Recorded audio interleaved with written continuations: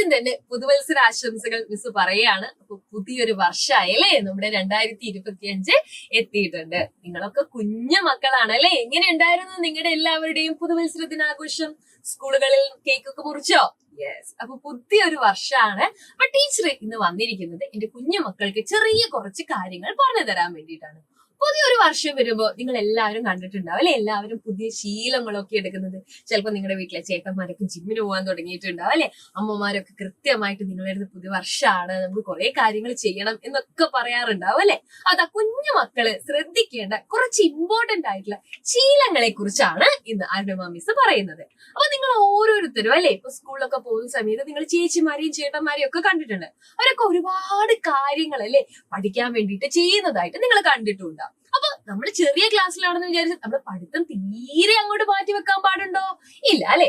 നമ്മളും എന്ത് ചെയ്യണം, ദിവസം ഒരല്പ സമയമെങ്കിലും പഠിക്കാൻ വേണ്ടിയിട്ട് മാറ്റി വെക്കണം. അപ്പൊ ആരെങ്കിലും പഠിക്കാൻ തീരെ താല്പര്യമില്ലാതെ അയ്യോ ഇന്ന് പഠിക്കൊന്നും വേണ്ട വെറുതെ കളിച്ചു നടക്കാം എന്നൊക്കെ ചിന്തിക്കുന്നുണ്ടെങ്കിൽ ടീച്ചർക്ക് ആദ്യം പറയാനുള്ള ശീലം അധികം ഒന്നും വേണ്ട അല്ലെ. ദിവസം ഒരു 2 മണിക്കൂറെങ്കിലും അല്ലെ, 2 മണിക്കൂറെങ്കിലും മക്കൾ എന്ത് ചെയ്യുക, പഠിത്തത്തിന് വേണ്ടി ചെലവാക്കുക.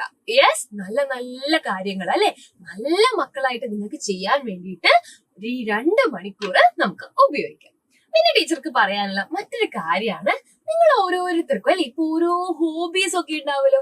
ചിലര് നന്നായിട്ട് പാട്ട് പാടാൻ തുടങ്ങിയിട്ടുണ്ടാവും, ചിലർക്ക് നന്നായിട്ട് ഡാൻസ് കളിക്കാൻ ഇഷ്ടമുണ്ടാവും, ചില ആളുകൾ നന്നായിട്ട് കളറൊക്കെ ചെയ്യുന്നുണ്ടാവും അല്ലെ. അപ്പൊ നിങ്ങൾക്ക് ഓരോരുത്തർക്കും ഓരോ ഹോബീസ് ആയിരിക്കും ഉണ്ടാവുക. അപ്പൊ നിങ്ങൾക്ക് എന്താണ് ഇൻട്രസ്റ്റ് എന്ന് മനസ്സിലാക്കി കഴിഞ്ഞു കഴിഞ്ഞാൽ നിങ്ങൾ ആ ഇൻട്രസ്റ്റിന് വേണ്ടിയിട്ട് അല്ലെ കുറച്ച് സമയം ചെലവഴിക്കാനും അത് കുറച്ചുകൂടെ ബെറ്റർ ആയിട്ട് പഠിക്കാനും ഒന്ന് ആലോചിച്ച് നോക്കിക്കേ. അതായത് ഇപ്പൊ നിങ്ങൾക്ക് നന്നായിട്ട് ചിത്രം വരയ്ക്കാൻ ഇഷ്ടമുണ്ടോ എന്ന് വിചാരിച്ചോ.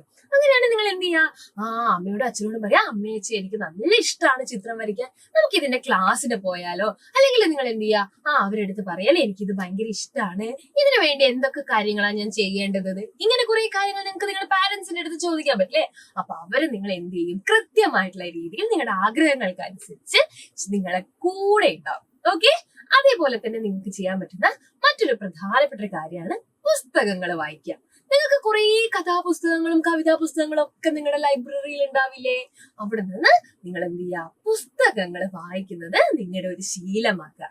പുസ്തകങ്ങളാണ് സത്യം പറഞ്ഞാൽ നമ്മുടെ ഏറ്റവും നല്ല ചങ്ങാതിമാര്. അപ്പൊ നല്ല നല്ല പുസ്തകങ്ങൾ വായിക്കാൻ വേണ്ടിയിട്ട് നിങ്ങൾ എന്ത് ചെയ്യുക, ശ്രമിക്കുക. നിങ്ങൾക്ക് ഇഷ്ടമുള്ള ബുക്ക് ആയിക്കോട്ടെ അല്ലെ, അതിപ്പോ ബാലരമയോ കളിക്കുടുക്കയോ എന്തോ ആയിക്കോട്ടെ അല്ലെ, നല്ല പുസ്തകങ്ങള് അല്ലെങ്കിൽ നല്ല കഥ ബുക്കുകള് എന്ത് വേണമെങ്കിലും നിങ്ങൾക്ക് വായിക്കാം. ഓക്കെ, ടീച്ചർ പറഞ്ഞ കാര്യം മനസ്സിലായോ?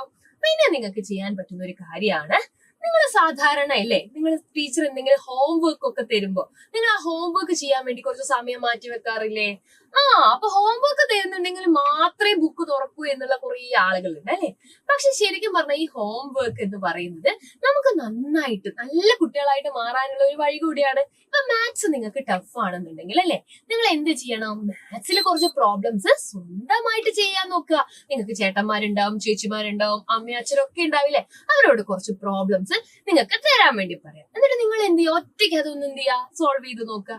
അല്ലെങ്കിൽ നിങ്ങൾക്ക് നന്നായിട്ട് കവിതയൊക്കെ എഴുതാൻ ഇഷ്ടമാണെങ്കിൽ നിങ്ങൾ അച്ഛനോടോ ചേച്ചിയോടോ ഒക്കെ പറയാം, എനിക്കൊരു ടോപ്പിക് തരുമോ, ഞാൻ അതിനെ കുറിച്ച് കവിത എഴുതാൻ എങ്ങനെയുണ്ടെന്ന് പറയണേ, അങ്ങനെയൊക്കെ പറയാല്ലേ നമുക്ക്. അപ്പൊ അതൊക്കെ നമ്മൾ എന്ത് ചെയ്യുക, ഗ്രാജ്വലി നമ്മുടെ ഒരു ശീലമാക്കിയിട്ട് മാറ്റുക.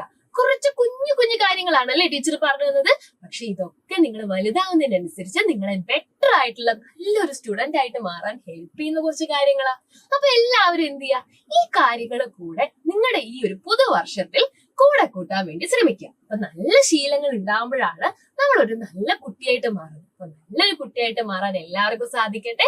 അപ്പൊ ഇത്രയും കാര്യങ്ങളാണ് ടീച്ചർക്ക് പറഞ്ഞു തരാനുള്ളത്. അപ്പൊ മക്കൾ എന്തായാലും ഈ കാര്യങ്ങളൊക്കെ ഒന്ന് ശ്രദ്ധിക്കുക.